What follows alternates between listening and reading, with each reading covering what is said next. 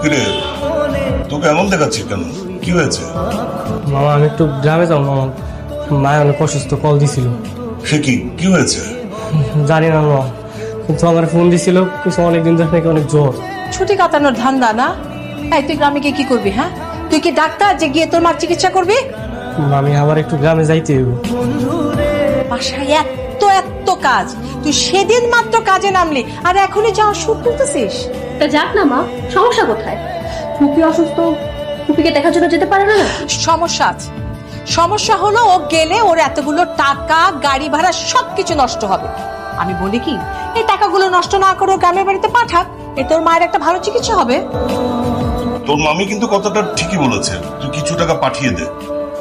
তাহলে কি আমি যাবো না? দরকার নেই, এক কাজ কর, এখন তো অনেক রাত, কালকে সকালে তুই 2000 টাকা পাঠিয়ে দিস।